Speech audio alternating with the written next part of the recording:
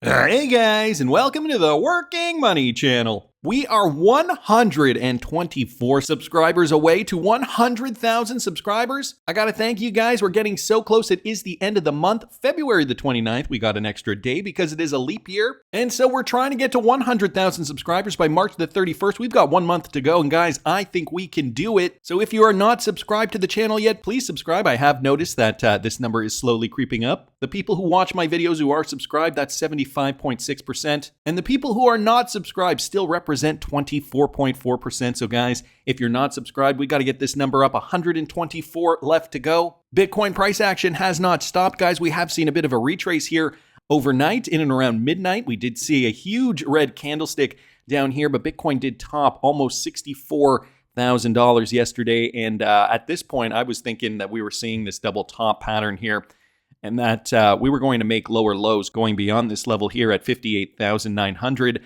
But the market does not disappoint. We are now back up to 62,900, so only about $1,000 from that new inter-year high. And of course, Jim Cramer is disgusted. This one coming from Tony Edwards here. Jimbo is big mad, retweeting out Neil Jacobs' tweet. I mean, I think his face says it all. There's underperformance, okay? Okay, it's depressing. I don't want to. What has Bitcoin ever done for mankind? Are you ever on a Bitcoin phone? Watson, come here, I need you. I mean, what is it? Well, coming up, United Healthcare is apparently in.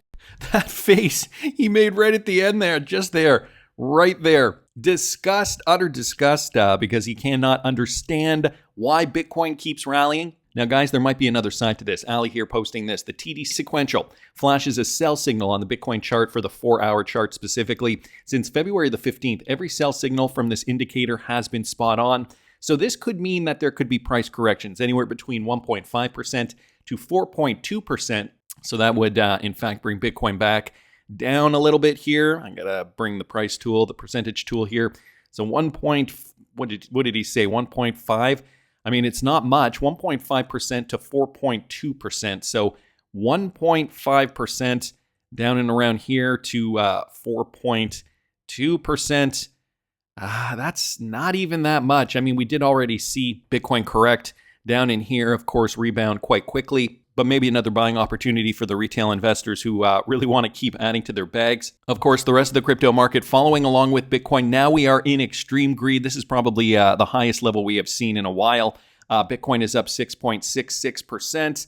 Now it's up 6.54. Ethereum's up 6.13. We've got BNB coin up 9.2. Solana is up 15.87%. So Solana really on fire here. XRP up 2.76, 2.74 now, just to round up the top altcoins. But Bitcoin, guys, this is the biggest story. This is what's leading the pack. Remember, too, Bitcoin dominance still climbing, so we're not seeing an alt season yet. Here's Charles Payne interviewing Anthony Pompliano. Is Wall Street scrambling to buy Bitcoin? Well, it sounds like they are. Listen to this. All right, folks, some news just as the show started. Apparently, some Coinbase users are experiencing errors in buying and selling, as well as seeing empty account balances. This is some scary stuff.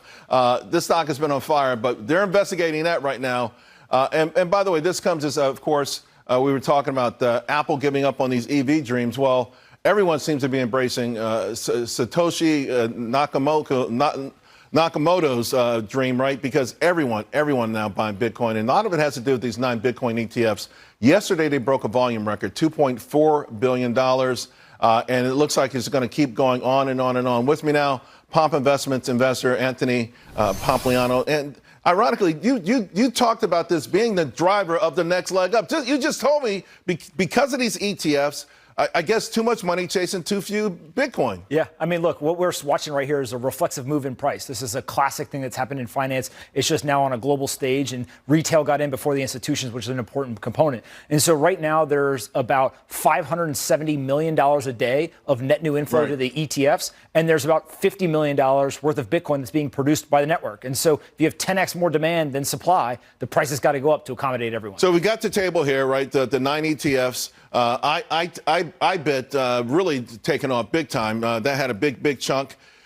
So when the fees, part of this too is the fees are pretty low, right? They're trying to get market share right now. When Yeah, the fees are incredibly low. Today already we've had $6 billion of trading volume. It's more than 2x what we've seen so far. And again, if we had $500 million of net new inflows coming in, BlackRock's funds got $8 billion. And this was like the first day or the first week of the launch. You say, oh, that's just people being excited and the pent up demand. We are now almost 2 months post-launch, and we're still seeing $500 million a day. Now, remember, we've got the halving coming up, where we're going to go from 900 Bitcoin a day to 450. So at the same time that all of a sudden the global financial world realized that Bitcoin might be an asset they want to buy, and they're pouring billions of dollars into it, we're about to see that network cut their daily production in half.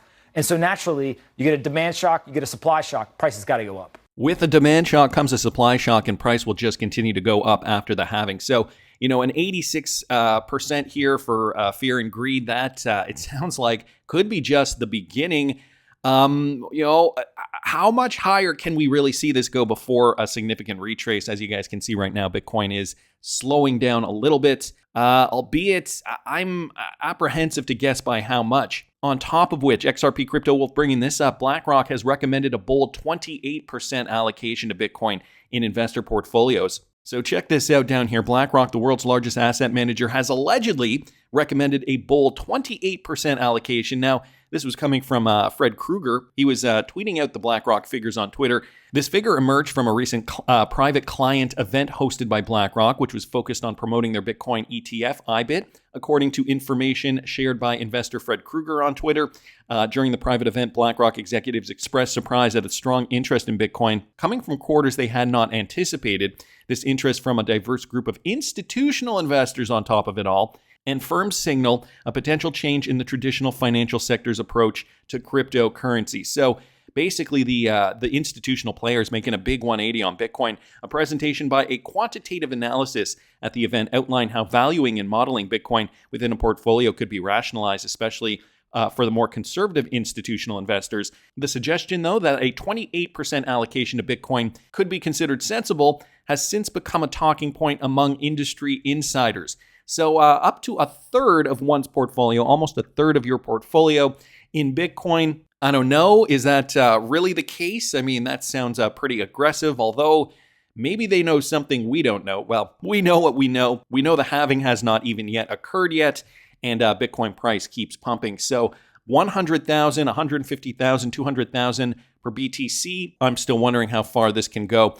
Wanted to thank XRP Crypto Wolf for posting that. Now, Bitcoin Magazine did just come out with another article here. Apparently, Edward Snowden anticipates government acquisitions of Bitcoin in 2024. Snowden has called Bitcoin the modern replacement for monetary gold, and he came out saying a national government will enter the Bitcoin market this year, purchasing BTC. His prediction, a national government will be revealed this year to have been buying Bitcoin, the modern replacement for monetary gold, without having disclosed that fact publicly, Snowden stated. His predictions come amid increasing institutional, retail, and national state interest in Bitcoin, with several major corporations and investment firms allocating significant resources to the asset. While Snowden did not specify which government he believes will make the purchase, the prospect of a second national government acquiring Bitcoin and making it legal tender like El Salvador did in 2021 would represent another huge milestone for Bitcoin. So, guys, there could be another country here. Edward Snowden is predicting that, yes, another country is, in fact, purchasing up Bitcoin, not making that fact public yet, and that they could maybe make it a legal tender in their country, similar to what El Salvador did back in 2021. And yeah, I mean, if you're a holder of XRP or CSPR or Quant, you might not be seeing your coins doing anything, at least not at this moment. This coming from Nick, Crypto Crusader here on Twitter. Remember, we didn't make a new all-time high on Bitcoin yet. Once we do, watch for the money to rotate into altcoins. That's when all the complaining and noise will disappear. So if this is your first rodeo and you don't really have any kind of grasp on Bitcoin dominance or anything like this is why you watch the channel, right? This is why you should be subscribed as opposed to not subscribed to the channel, right? The theory goes as such, and it's actually more than a theory. In practice, we generally do see when Bitcoin rallies and people make their profits on their Bitcoin, what they'll do is they'll take those Bitcoin profits and roll them into cryptocurrencies that have not yet moved. Now, XRP on the hourly, we have seen a bit of an upturn for XRP. XRP did hit about 60 cents, just over 60 cents per coin. It did wick down heavily, retracing when Bitcoin did originally see that big wick, down 12.3, 12.4% before coming back up. Now, XRP right now trading in and around 59 and a quarter, so 0.5925 but we are seeing XRP slowly move up, albeit not by the leaps and bounds that we're seeing coins like Solana move. But guys, the trend, very, very robust upward trend over the last, how many days has it been? 624 days since June of 2022. We have seen nothing but XRP price increase. The trend is not breaking down. We're not making lower lows. And once we do see that altcoin pump, guys, this is going to get interesting. So whether it is XRP or Quant, or whether it is CSPR over here, Casper, we haven't seen these prices move, at least not yet. But guys, this is all going to change once we do see alt season come, once we do see that dominance decline for Bitcoin. So hang tight. We did also hear that news on the Charles Payne show. Moon Lambo commenting, why did it take Coinbase so long to add this to the note? For those of you guys using Coinbase, you probably saw your balance go to zero. Another news story reporting on the issue. I don't know, is it resolved yet? We want to take a check here on Coinbase because it said that it's aware that some users may see a zero balance across their accounts and may experience errors in buying or selling. This is according to a status update on their website. The company says the team is investigating, saying assets are safe. Coinbase shares off of the highs experiencing today. Remember, Bitcoin has been barreling past $60,000 and is only thousands of dollars away from a fresh record high.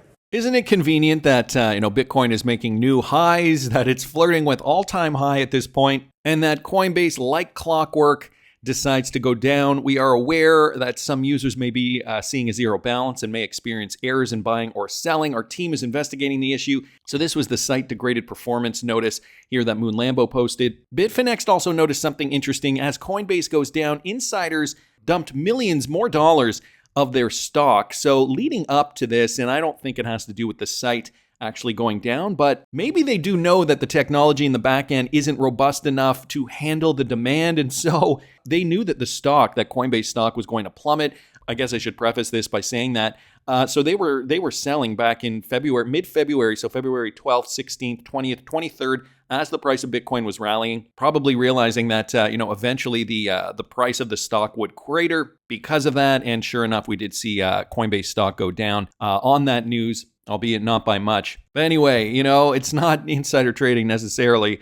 Kind of unfortunate and, kind of predictable too, which is the unfortunate part. Switching gears a little bit here, guys, from utility at UtilityFTW here on Twitter, Ripple getting a mention in a recent IMF document. So here's the International Monetary Fund departmental papers here, the rise of digital money and the implications for Pacific Island countries, specifically the publication date just a few days ago, February the 25th, 2024. And, they talk about the rise of digital money and Pacific Island countries in particular. This delves into the fast evolving landscape of digital money in a diverse region of extremes in size, remoteness, and dispersion, highlighting its significant macroeconomic and financial consequences. It provides an overview of the development of money and payment systems in Pacific Island countries, assessing potential benefits and risks, with the focus on how they can harness digital technology to enhance financial inclusion and payment efficiency while minimizing the risk. So, a lot of this coming out from the IMF. Notice, though, guys, Ripple was the only company here that was mentioned in the IMF departmental papers in relation to the Palau deal. Palau, under a partnership with US-based crypto company Ripple, is exploring plans to launch a sovereign stablecoin. So, noting that Ripple is part of this system and the stablecoin infrastructure for the island nation of Palau. So that is interesting, especially considering this is a fairly recent document, late February 2024, only from 4 days ago. So I wanted to thank Utility FTW for posting that. On top of which, Cypress Domencore here, guys, mentioning this interconnected financial system.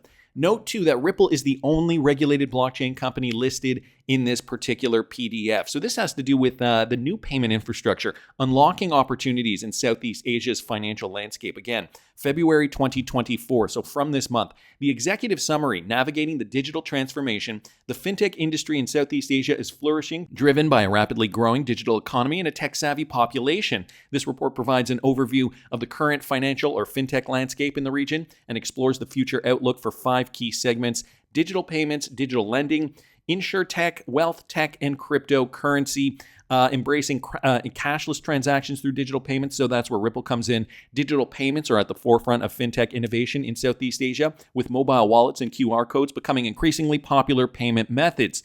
this trend is expected to accelerate. So they're looking for it to be ramping up over the next, let's say, half decade, because we're already almost halfway in to the 2020s, fueled by the growth of e-commerce and the increasing preference for cashless transactions. Cross-border payments are also expected to become more seamless and efficient, facilitating trade and remittances across the region. And then down here, interconnected financial systems. So really putting an emphasis on the interconnectivity of the financial system, the interoperability between blockchains. And Ripple, guys, the only blockchain, unfortunately, there is no screen grab here, and Cyprus Domenicore here did not actually post I'm not seeing here that he actually did post the PDF. So unfortunately, we do have limited slides here. Nevertheless, a recent document, again, from February 2024, looking at the global financial system and how that value is going to be unlocked moving forward. So wanted to thank Cyprus Domenicore here, Utility FTW, of course, Bitfinex. Sometimes I forget to thank people. XRP Drops, Moon Lambo, everybody else here, Nick, for contributing. Guys, I also saw this. Now, this is pretty big. Smoke here on Twitter posting this. No bank has unlimited resources. Okay, check this out here. In relation, discussing the SWIFT integration, no bank has unlimited resources. The SWIFT implementation and the ongoing FedNow development with a stated launch date of 2023, so this is an older document, will compete for staffing and testing resources along with Fedwire's ISO 20022 implementation. Note how they say here, no bank has unlimited resources. So there could be some hiccups here with regards to this. But in this report, they also mentioned Ripple's XRP cryptocurrency and the underlying digital asset. The supply of demand for liquidity is effectively almost unlimited. The switches into and out of XRP take place almost immediately, with the result that many of the risks associated with a traditional foreign exchange transaction in a developing country are absent. So, when you compare to no bank has unlimited resources, meaning, the Nostro and Vostro accounts will in fact dry up if too many transactions take place. You compare that with the cryptocurrency XRP, and effectively there is unlimited liquidity here, almost unlimited, as they mention here.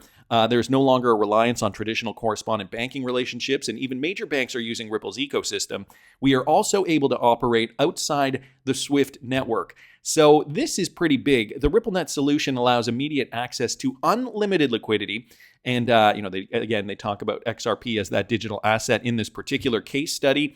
And then down here in the report, RippleNet, our solutions helped clients with immediate settlement in local currencies and further access to ODL, which is on-demand liquidity, offering unlimited low-cost liquidity using the XRP digital asset for settlement with certainty, trust, speed, and immutability for transactions. So again, unlimited low-cost liquidity here mentioned several times in this report. So boom goes the dynamite. Ripple being noted here, not only by the IMF, but other financial institutions as well, citing the possibility for unlimited liquidity. Wanted to thank Smoke for posting that. And one more here from Smoke. Big institutions like SWIFT and other major banks are protecting their middleman status, okay? So boom. Another revelation that SWIFT is kind of maybe a little redundant. Once DLT technology is brought to the forefront, fully vetted DLTs like the XRP Ledger and HBAR will outsource the capability to already established figures in the financial system. Guys, check this out. Big institutions like SWIFT are attempting to force their way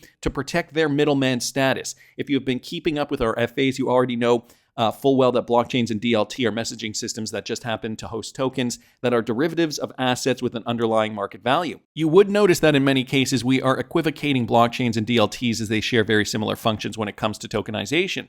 But what sets them apart is who has control over the network. DLTs such as the XRP Ledger and Hedera Hashgraph are fully vetted and approved at the validator level. And guys, these DLTs, these technologies are essentially looking to unseat SWIFT based on their effective mechanisms. So SWIFT here being signaled out as basically just being a middleman that is not necessary. And this was brought up in this report, actually, talking about the Casper token, Casper and Friendly Enterprise Solutions, Casper Fundamentals and Analysis from last year. But it's interesting that, even though this is a Casper-centric document here, they talk about the XRPL and HBAR as basically being those DLT technologies essentially vying for SWIFT's business, replacing the middleman with a more efficient technology. We're seeing this theme continue throughout, guys. Low liquidity costs, something that banks do not have and that, SWIFT has been looking to manage over the last several decades. But the time has come, guys. A new financial system is on the rise, and demand for the XRP cryptocurrency is just around the corner. That's just my opinion. but I want to hear what you guys think. And please subscribe to the channel if we have not already. Remember, 1 in 4 of you, just under now, but 1 in 4 of you is still not subscribed to the channel, so please subscribe. We're trying to hit 100,000, only 124 subscribers left, and we got to do it by March the 31st. I'm going to be giving away 2 Ledger Nanos to 2 lucky subscribers, so please subscribe if you have not already. Like the video if you like the content I'm providing. I always love hearing your comments. See you in the next one, guys.